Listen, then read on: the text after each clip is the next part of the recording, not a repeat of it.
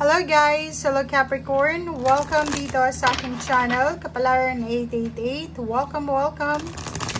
Alamin natin kung anong messages, vibration, gabay energy para sa inyong lahat. Ito ay general reading, so pwede kang makaresonate. Gamitin mo ang iyong intuition sa panunood. So ito ay para sa lahat ng Capricorn.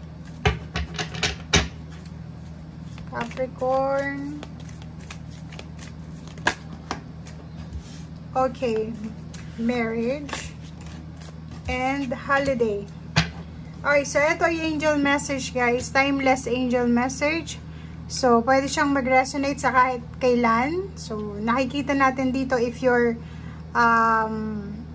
planning para sa holiday season or may mga okasyon. Dito sinasabi na posibleng if magbabakasyon ka or sa bakasyon or sa vacation period, doon mo makukuha yung mga kasagutan na hinahanap mo.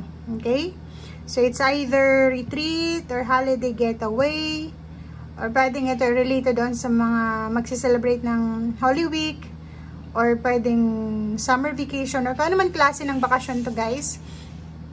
Sinasabi na doon mo makukuha yung sagot sa mga katanungan mo. Okay? And marriage, sinasabi din ng barahang ito na posibleng may kakasal or pwedeng may pinagpaplanuhan na kasal. Paki-comment sa comment section if may pinagpaplanuhan kayong kasal or nagpaplano kayo sa kung ano man na okasyon. Okay? So, comment down below. Or wedding anniversaries, renewal of vows, or kano pa man.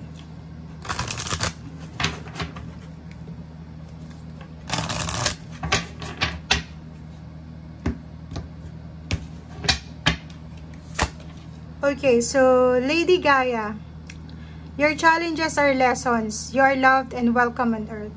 So, atong barahang ito is parang sinasabi sa'yo, Capricorn, na lahat ng mga blessings or lahat ng mga leksyon sa buhay natin ay nakikita natin yan or nakukuha natin yan through sa mga challenges, diba?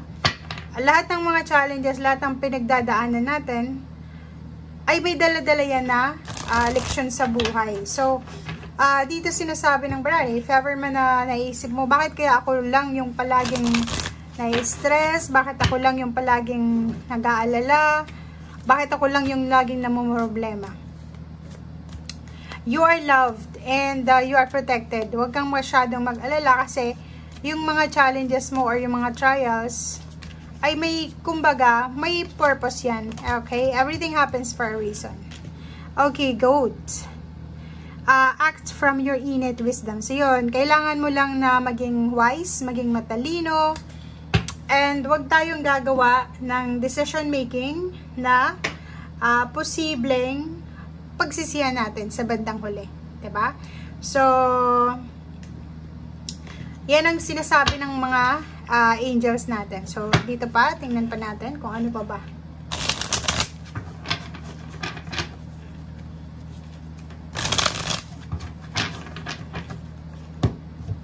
Ano ba yung center of reading ngayon? Is Hermit. Hermit mode, and then Queen of Water. So, Capricorn, ito yung kailangan mong bigyan ng pansin. Kailangan mo ng peace of mind, diba? So, yun na nga, kailangan mo ng wisdom, kailangan natin ng pag-iisip, ng katahimikan. Okay, huwag kang gagawa ng isang decision making na hindi mo pinag-iisipan. Sinasabi sa ng angels na kailangan nating alagaan ang mga magulang natin, especially yung mga mother figure. If ever may mother ka pa, may kapatid kang babae, magtiyahin ka, kailangan mo silang bigyan ng pansin. Okay? And sinasabi ng baraha sa'yo na from mother love to, diba? Kasi Queen of Water siya eh. Posibleng makakakuha ka ng comfort. Diba? So, if may mga kapamilya ka na dinadamayan ka, lalo na mga babae, treasure mo sila. Okay? So, it's a confirmation dito. It's either may kakasal, may magse-celebrate ng wedding anniversary, renewal or kung ano pa man. May iba sa inyo ditong sobrang pagod na sa pagpaprocess or aasikaso ng kasal or any kinds ng celebration or occasion.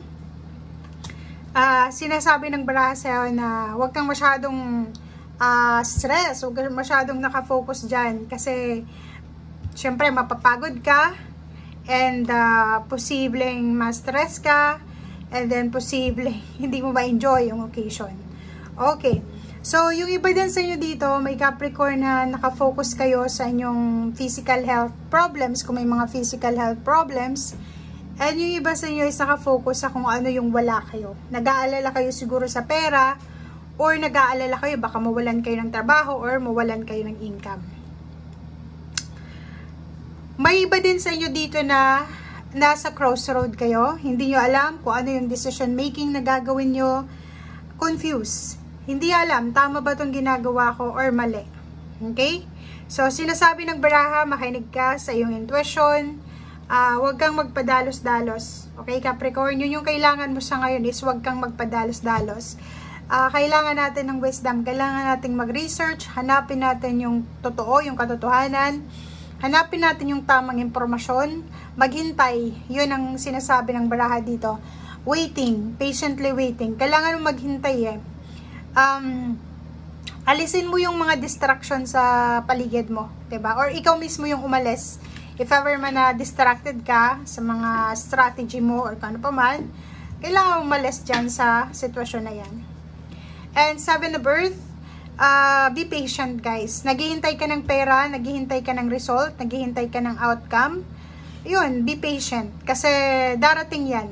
And 7 of Air, maging aware ka, mag-iingat ka sa mga consequences, sa mga decision making na ginagawa mo, and at the same time, mag-iingat ka sa mga Gemini, Libra, Aquarius, especially sa Gemini. Okay?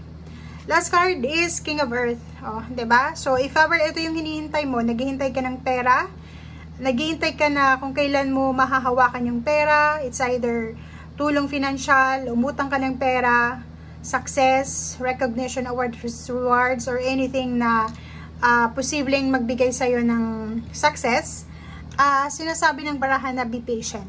Okay?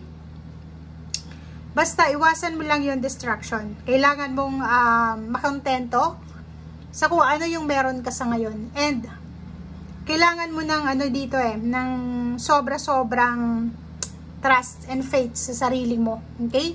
Lalo na yung iba na may mga financial problems or health problems sa family or even ikaw, kailangan mong magtiwala sa Panginoon. And yun, take care of your body. Huwag mong baliwalain kung ano man tong nararamdaman mo. Okay? Thank you guys. Bye!